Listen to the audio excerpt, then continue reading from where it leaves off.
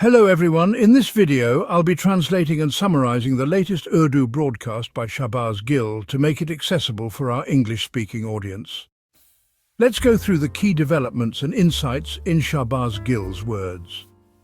Let's start today's top stories from Islamabad and Washington DC, where some strange questions are now being raised and a bizarre situation has emerged. This situation developed when a journalist asked Barrister Gohar, who is currently the chairman of Pakistan Tehreek-e-Insaf, or PTI, a question about PTI allegedly protesting the arrival of Field Marshal Asim Munir in Washington, D.C., the journalist asked whether PTI had officially announced this protest. Barrister Gohar replied that he had no knowledge of any such call, and that PTI had not made any such announcement. In fact, on the contrary, he said, while PTI as a party hadn't issued any call, members of the rank and file, those present there, were continuously calling for protest and had already announced it. This has led to many questions. Is PTI officially organising the protest or not? Will PTI members actually participate? Will there even be a protest against the Field Marshal's visit? Let's first listen to the 30 to 50-second clip of Barrister Gohar's Quanda journalist. Sir, the army chief has arrived in the United States. PTI has called for a protest there. Do you support this? Gohar, no, PTI has not issued any such call. PTI as a party does not organise protests in foreign countries. If individuals do something, it is of their own volition. PTI has neither issued any press release nor asked anyone to protest. So, what's visible from Barrister Gohar's statement is first, an expression of ignorance, and second, distancing the party from the protest, saying that individuals may be doing it on their own. Now, if I, Qasim Suri, and other rank-and-file members of PTI are not involved, then perhaps Gohar's claim holds. But if we are involved, and we are, then this statement creates confusion. For clarification, during a previous visit to Washington by General Asim Munir, then not Field Marshal, a Major General had come in advance and held several meetings. In those meetings, close aides of the so-called Chicken Seller and his gang, some of whom are within PTI, met with that Major General. They were told not to protest when the Field Marshal arrives, and in return, it was suggested that things would be made easier for Imran Khan in the future. When I learned of this, I intervened. I told them it was not their place to make such deals. Let the party leadership handle it. Our role was to apply pressure from the outside. One individual who always boasted of making big breakthroughs claimed he could make progress through these meetings. I reminded him that he had no first-hand experience working in government and that intelligence agencies often use psychological tactics and empty promises. At the time, I believed these individuals were making good faith mistakes. I didn't yet realize how deeply they were involved with that group. Eventually, the protest was cancelled, but some principled Pakistanis still protested during General Asim Munir's visit to Washington. PTI members were specifically instructed not to protest. Video messages were sent out, and even senior officials sent the message not to protest. So that protest didn't happen as planned, but some honest people still came out.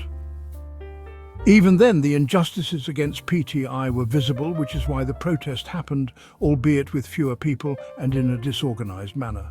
However, the result was that Asim Munir delayed his arrival at the embassy until after the protest had ended. So the protest still had an impact. This time, the scenario is different. The chicken seller and his gang have been exposed. They deceived the generals, PTI, and even Imran Khan.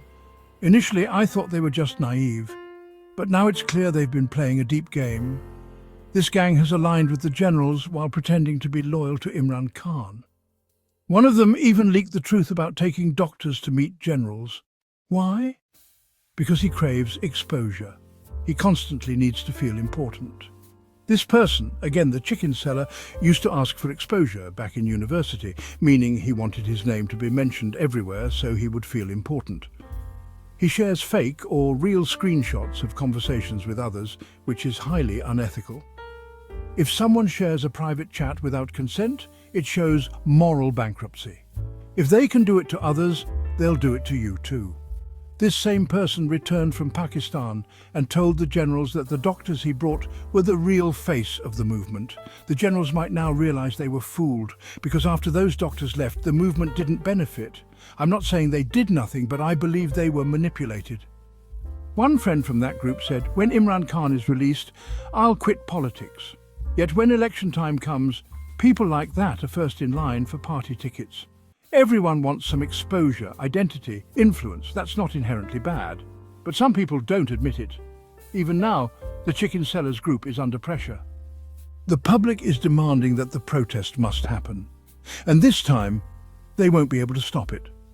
We've already announced it. In response to Barrister Gohar's statement, I tweeted, "You have three policy options. If we, as PTI members like me and Qasim Suri, are protesting, then PTI is protesting. So your statement is incorrect. If you really want to stand by your statement, then issue us show cause notices and expel us from the party. That way you can say PTI isn't involved.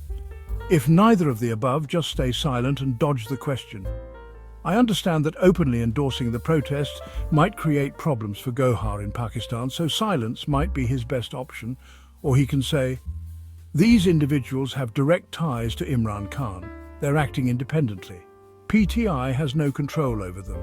Because this time, the social media backlash has been so intense against the chicken seller and his gang that now they're trying to prove themselves by participating in the protest. The very people who sabotaged the last protest are now trying to appear active again. So be confident. The protest on the 14th will happen. No matter what statement comes from Barrister Gohar or anyone else, unless there's a direct order from Imran Khan through his family. We will be there. I can't speak for others, but I will be at that protest.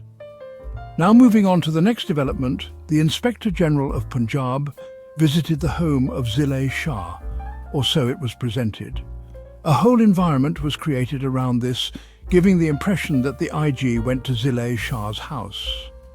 But when we investigated, we found out that he did not go to Zilay Shah's house. He actually visited the home of Zilay Shah's brother-in-law, who is a government employee and has close ties to the Pakistan Muslim League Nawaz. The plan, however, was to take photos during the visit and promote the narrative that the IG had gone to Zilay Shah's home.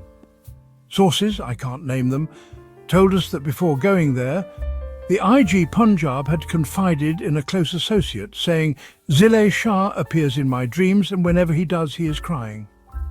This has deeply troubled the IG. He also reportedly told that close contact, "When he was killed, I wasn't directly aware. I didn't give the direct orders for his killing or for the torture. But he comes to me in my dreams crying." So, I want to make amends with his family. I want to talk to them. That associate advised the IG to visit Zilay Shah's family, but when the IG contacted them, the family refused to meet him. Eventually, a sub-inspector or inspector, a lower-level police officer, arranged the visit to the brother-in-law's house instead. So what's really happening here is that the IG is trying to deal with his guilt. Zilay Shah keeps appearing in his dreams and crying. Zilay Shah was a special child. The sensitive parts of his body, specifically the sexual organs, had been crushed. I apologize for having to say this, but he was completely brutalized. The child was tortured so severely that multiple bones in his body were broken. Doctors who spoke to me after reading the post-mortem report said, "We were shaken. We read and write many post-mortem reports, but never have we come across one this horrifying. Now the IG Punjab is trying to reconcile with his own conscience and guilt." Lastly, let me also inform you that today, once again, Imran Khan's sisters were scheduled to meet him in jail. However, they were stopped again on the way. They had to walk a long distance on foot, and even after that, Miss Alima Khan was reportedly not allowed to meet him.